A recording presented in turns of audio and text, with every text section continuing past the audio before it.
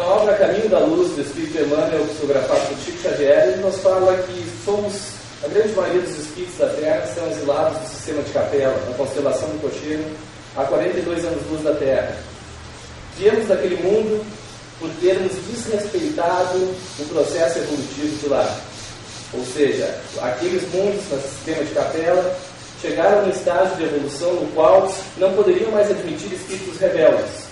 No caso, nós, a humanidade que hoje é terrena. O que foi feito então? Aquela escola planetária entrou num nível mais avançado e os espíritos rebeldes foram apartados de lá e exilados da Terra. Aí então surgiu a famosa lenda de Adão e Eva, de que nós havíamos mordido a maçã do pecado e perdido o paraíso. Na verdade, tudo que temos na Bíblia tem a finalidade de nos lembrar lendas que nos recordem o nosso passado. Somos espíritos imortais, mas quando reencarnamos na matéria, nós esquecemos temporariamente do passado. Mas intuitivamente, isso fica gravado em nossa mente, e então surgem essas lendas que na verdade refletem o nosso processo evolutivo.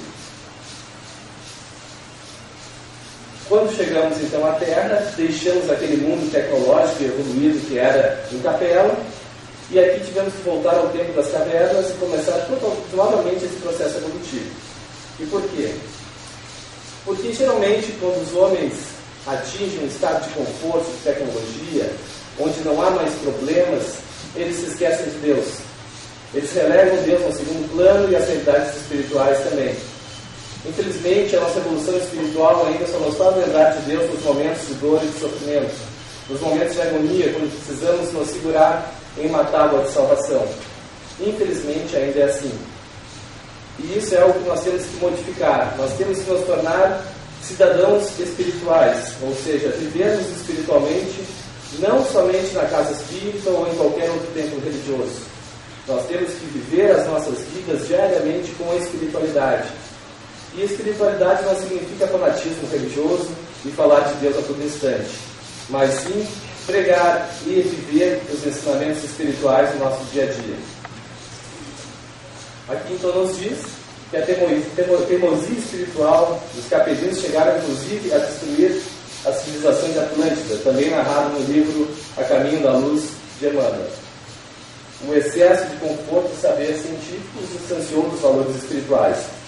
Lembre-se, irmãos, orar e vigiar, agradecer a Deus pelo nosso conforto, por tudo de bom que nós temos no nosso dia a dia, jamais esquecê-lo. Existe até um ponto que nos fala que Jesus só é lembrado nos hospitais. No dia do seu aniversário de Natal, quem é lembrado é o Papai Noel. Então vamos pensar bem a respeito disso. No livro A Caminho da Luz também, Emmanuel nos diz que alguns evoluíram rapidamente e regressaram para a Capela, outros prosseguiram evoluindo na Terra.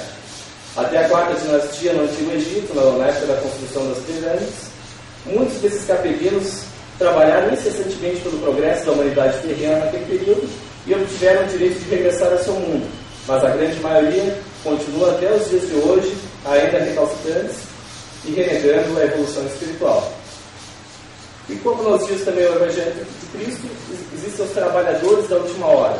Muitos deles somos nós, que é a nossa última encarnação antes do famoso juízo final, do fim dos tempos, onde serão separados da direita do Cristo dos da esquerda, as ovelhas dos lobos, o joio do trigo.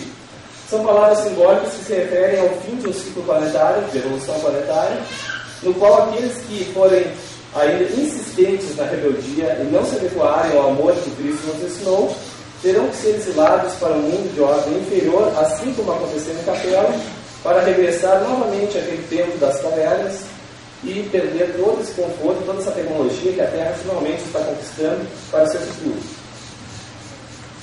Ou seja, seria como nós adquirirmos tecnologias avançadas e mantermos esses espíritos rebeldes e perigosos dominando essa tecnologia. Segundo a analogia do mundo espiritual, seria como manter macacos dentro de um palácio de cristal, ou seja, todo o palácio seria destruído. Então, isso é uma forma da humanidade ser preservada. Como dissemos anteriormente, a Terra deixará de ser um planeta de expiação e provas, um planeta de karma, e tornar-se-á um mundo de regeneração espiritual. Aí então nós vemos que os avanços da ciência, da medicina, não são por acaso. a conquista da engenharia genética, aperfeiçoando os nossos corpos de manifestação física, não é um domínio acima da vontade de Deus. Na verdade, é a preparação de uma humanidade sem necessidade de karmas tão sofríveis como nós vivemos. A humanidade do futuro não precisará passar por cânceres, mal de Alzheimer e outras doenças que são kármicas para que despertem o espírito, pois a humanidade do futuro já terá uma visão espiritual para caminhar nesse sentido.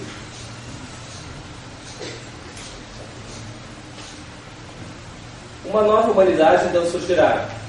Encarnarão na Terra, nas próximas décadas, os eleitos de Cristo, ou seja, os bem-aventurados, puros, mansos e pacíficos que herdarão a Terra.